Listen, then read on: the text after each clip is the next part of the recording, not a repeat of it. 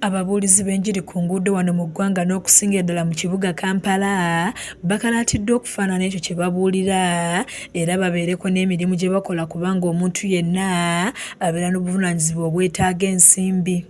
Ate kituyisa bubi nga gw'otunula bubi ate otugaa nti Mukama w'amaanyi akola. Ekyokubiri, tebajja kubeera ku street kyokka balowooze nti banaafunamu ekimala. Bateekwa okukola. Waliwo government programs ezazze.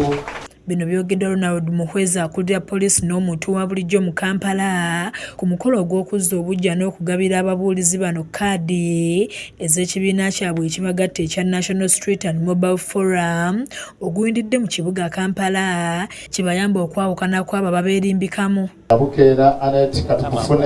Muhwezi Ronald omukwanaganya wa poliisi n'omuntu wa bulijjo atwala Kampala yenna asiimye okwegatta n'okuba awamu nti kino kye kinaabayamba okugenda mu maaso ng'ekibiina ekyawamu.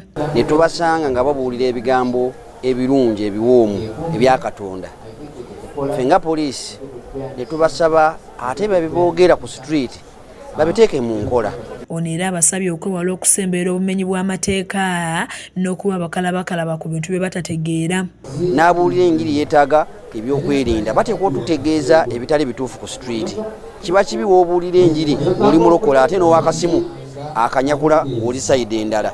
Tujja kulowooza nti okwataganye n'omubi w'akasimu ate nga temuli wamu.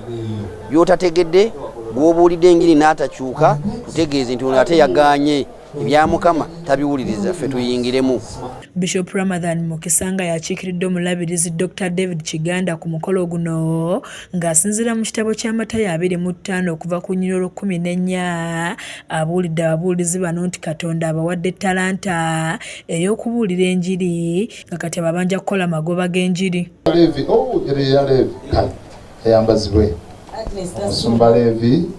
Asibye abaweereza okwewala okulwana entalo ezitali zaabwe oba ezo ez'abakulu naddala ku ebyo ebitabakwatako banywere ku kigambo kuba entalo tezinajja zitwala buweereza.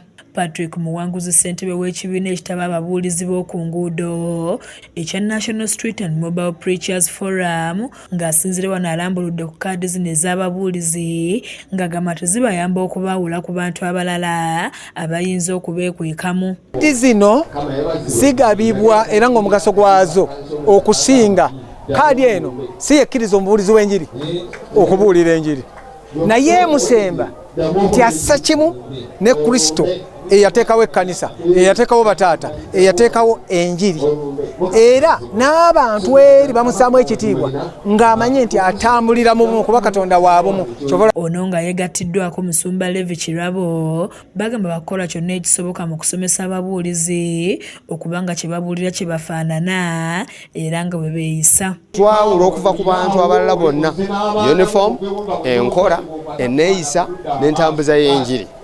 Ye Goreti Muwanguzi amyuka ssentebe w'ekibiina kino bw'ati akunze ababuulizi b'oku nguudo ab'enjawulo okuvayo babeegattewo ku lw'okugaziya obuweereza bwa Katonda. Mbakubiriza mwenna ababuulizi b'enjiri abali eyo bannange mujje ku Sekaziga House ku Nakivo Road mujje mujjuzibwe mutendekebwe mumanye omubuulizi w'enjiri obuulira otya enjiri oyambala otya ogibuulira wa ogibuulira ddi. Waliwo ababuulira enjiri nga bavuma abalala basiiga amafuta ku nguudo abantu abo tukolagana ekesiiso okulaba nga tukutereeza ekibuga enjiri engeri gy'ebulira mu kibuga. Kizza Peter yakusakidde eggulu lino ku lwa KSTV agaleero.